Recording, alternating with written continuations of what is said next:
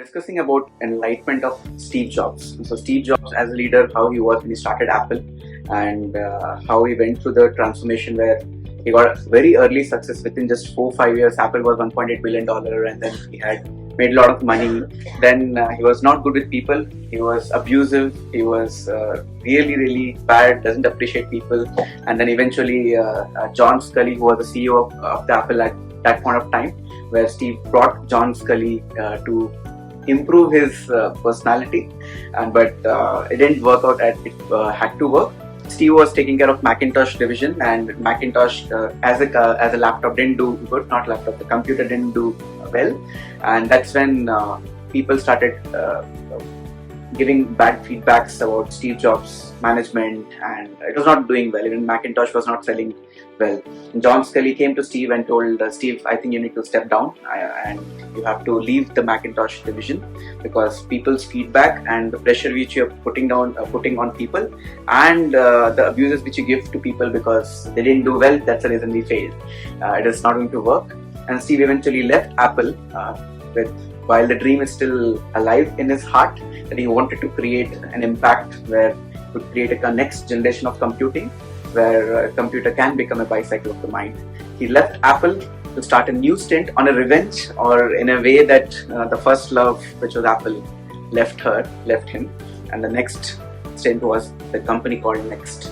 We discussed the Next as a company when Steve started. It was probably not doing that great in the initial first 2 years. Steve put his own money of around $7 million, and there was a lady called Joanna Hoffman, who was one of the confidante of Apple when Steve was in Apple. Steve had few people at least who believed in him, and Joanna Hoffman was one of the confidante for Steve, where Steve took her and few other colleagues and went out there to build the next generation computer graphics, animation, the combined way of the hardware and the software. In fact, the Steve got Next the idea from a Stanford professor. The professor was working on a DNA experiments, and the DNA experiments at Stanford is quite expensive. And even at that era, 1980s, at that point of time, the computation was super expensive. So the problem statement for all this professor was that how do I do a lot of computations in a very less period of time with using less resources? And that's when Steve got that idea of Next, building a next generation computer with software and hardware compatible, where you can do the simulation much faster and much quicker. And Steve had a vision at that point of time that he wanted to launch the next computer, which will look like a little black cubes, and it was sleek in design. Even in fact, the IBM guy, there was a guy, the guy who created a logo for IBM and big companies out there. Steve paid around $100,000 just to make a logo of Next, pretty sleek and good. In fact, he wanted his laptop to be so accurate as the logo is. It was very difficult for him to do mass productions, because while producing in the mass, Steve needed a mold which was available in Apple, but it was not available in reality. And the mold was so sharp in geometrically visualizing it, and it was costing me even more than he actually thought. And it was costing so much that probably the company wouldn't survive while producing the next generation computer. While all of these challenges were coming up, there was one more investor who showed interest in Steve's company called Next, and that guy's name was John Perot. Ross Perot was his name, and he was a business magnate at that point of time. He felt that he lost the chance to invest in Microsoft when Microsoft became public, and they were the billion-dollar company at that point of time. But he realized, I missed one crazy head whom I didn't invest. I don't want to miss your vision, because I believe in your vision. I believe that how crazy you are to make your vision reality. So more than your company, I want to invest on you. And he gave, I think, around $15 to $20 million. And he also insisted, Steve, that I will only give you the money provided you put more money into your own company. So Steve put extra $5 million. He already put around $7 million into the company, extra $5 million, and the Ross Perot's association and the advices which he got out of it, because Ross Perot put money into it. Ross Perot was at the age of around 55, 56, and he had a very good contacts across the globe. Ross Perot also has contacts with a lot of business magnates. He had contacts with IBM's leadership. He had contacts with a lot of kings and queens at that point of time in the country like England or country like Saudi and all those areas and countries at that point of time. And that was a game changer for Steve. While Steve was losing hope, कि अब तो कुछ नहीं हो पाएगा मेरा, company was not doing good. Even the next generation computer which Steve introduced, he initially thought he will launch the computer with just $3,000, but when it came to the reality, he launched beyond 18 months, which he planned initially for.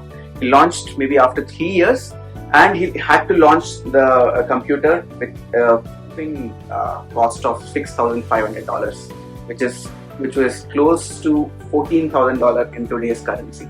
So the huge cost, with Steve's vision that he could sell this computer while having the contacts of Ross Perot, didn't work out as he would want it to be. In fact, the reason he brought that computer up next by helping Stanford professors, by seeing the cost, they were like, I think we want to try a different options available in the market. And while the future was uncertain in Next, Steve didn't know what to do. In the late 1986, he had a passion, he had an interest around computer graphics. He wanted to put those computer graphics into his next generation, next computer. So he started exploring that computer graphics company, and one of the company he bought at that point of time was Pixar, which he bought with $5 million, hardware and software together. And the founder of the Pixar at that point of time was George Lucas. So this was an interesting journey for Steve. He didn't realize this step to buy Pixar and the next few years would change his life about his thought of creativity, business as a person, and become a leader, which we all know him at Apple's legacy today, what we see Apple to be. And this is quite interesting. The story becomes quite interesting now. So in the late 1988, Steve struggled to bring Next up. He visited one of the Pixar animation studio with the president of Pixar called Ed Catmull. Ed Catmull was the founder of Pixar initially, and eventually he felt the Pixar was not going that well, and he sold it. George Lucas and Ed Catmull sold it to Steve Jobs. And now Ed Catmull had another passion around management. Ed was a very artistic guy. He felt even management is an art. So he picked management as an art and led the company Pixar, while Steve joined on board as he bought the company. So in late 1988, when Steve and Ed went ahead with one of the animation studio at Pixar, there was a creative genius guy called John Lasseter. He wanted to give a pitch to Steve, and he wanted to raise more funds. A lot of funds to be there. Pixar was not doing financially, and the creative people out in Pixar was pretty passionate about the work. And Steve agreed for the pitch. He went to the studio. I think something happened there, and somehow the moment he saw the people around there, and he didn't even listen to the pitch. He told to Ed, "I'm done with it. I don't want to listen to the pitch. Let's go away." They were heading towards Ed's office, and then they had a very interesting conversation.